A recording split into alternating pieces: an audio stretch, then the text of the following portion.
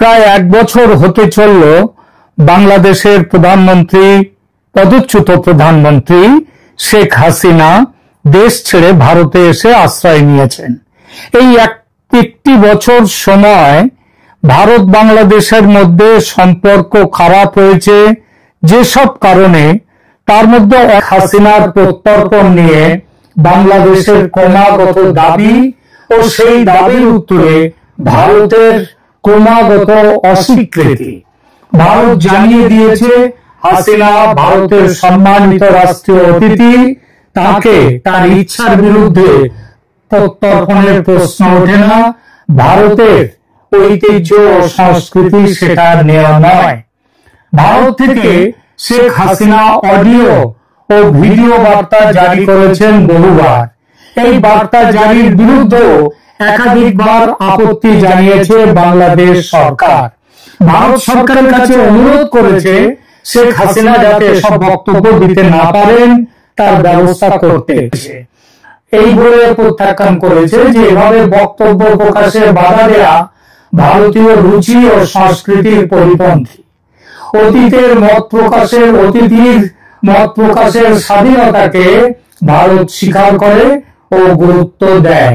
এসব করেছে ও বলেছে বটে ভারত, কিন্তু এটা ঠিক যে ভারতের কোন সভা সমিতি করার অধিকার আগে শেখ হাসিনাকে কখনো দেয়নি ভারত। শেখ হাসিনার সঙ্গে তার পরিবারের বাইরে কারোর সঙ্গেও দেখা করতে দেয়নি ভারত সরকার। এর বড় কারণ শেখ হাসিনার নিরাপত্তা। এতদিন দলের বড় মাপের কোন নেতা পর্যন্ত হাসিনার সঙ্গে দেখা করতে পারেননি। কঠোর নিরাপত্তায় মনে রাখা আছে তার বাসস্থান। এমনই সেই যে তার বোন শেখ রেহানা, কন্যা পুতুল, পুত্র সজীব ওয়াজেদ জয় এবং ঈদের সময় ও ঈদের অব্যবহিত পরে পরিবারের একদম নিজের পরিবারের দু একজন ঘনিষ্ঠ ব্যক্তি ছাড়া গত এক বছরে কেউ শেখ হাসিনার সঙ্গে দেখা করতে পারেননি। দেখা করার অনুমতি দেয়নি ভারত সরকার, অবশ্যই নিরাপত্তার কথা বিবেচনা করে। কিন্তু দেখা যাচ্ছে এ বিষয়ে ভারত তার অবস্থান কয়েকদিন হলো বেশ খানিকটা বদলেছে। শেখ হাসিনা ও তার দলের নেতাদের দিল্লিতে একটি সাংবাদিক সম্মেলন করার অনুমতি দিয়েছিল ভারত সরকারের। এমন অনুমতি দেওয়ার ব্যাপার এই প্রথম। সম্মেলনের উদ্যোক্তা ছিলেন বাংলাদেশ হিউম্যান রাইটস ওয়াচের সেক্রেটারি জেনারেল মোহাম্মদ আলী সিদ্দিকী। শেখ হাসিনার বেশ ঘনিষ্ঠ বলে তার পরিচিতি আছে। সভাটি বুধবার 23 জুলাই নয়াদিল্লিতে। বিষয় ছিল গোপালগঞ্জের মানুষের উপর বাংলাদেশ সেনাবাহিনীর অত্যাচার এবং সেই সঙ্গে গত এক বছর ধরে সেখানে যে গণহত্যা চলেছে সেই বিষয়ে, মানে সারা বাংলাদেশে যে গণহত্যা চলেছে সেই বিষয়ে আওয়ামী লীগের পক্ষ থেকে বক্তব্য রাখা, সাংবাদিকদের কাছে তথ্য আদান প্রদান করা।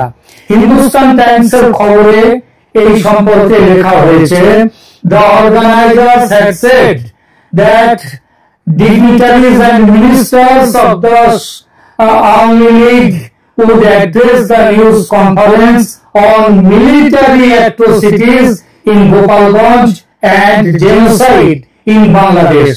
অর্থাৎ উদ্যোক্তারা বলেছেন যে ডিগনিটারিজ মানে উচ্চপদস্থ ব্যক্তিরা এবং মন্ত্রীরা, মানে নেতারা এবং মন্ত্রীরা, তারা আওয়ামী লীগের যারা ছিলেন তারা এই নিউজ কনফারেন্সে অর্থাৎ সংবাদ সম্মেলনে তারা অ্যাড্রেস করবেন ও তারা কি বলবেন on military atrocities in Gopalganj and genocide in Bangladesh.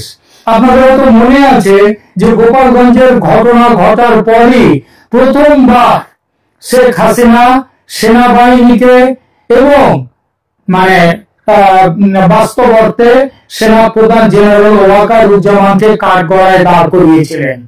এখানেও সেটাই বলা হলো যে মিলিটারি যে অত্যাচার করেছে এবং জেনোসাইড করেছে বাংলাদেশে, সেই ব্যাপারে এখান থেকে এই সংবাদ সম্মেলনে আলোচনা হবে, কথাবার্তা হবে।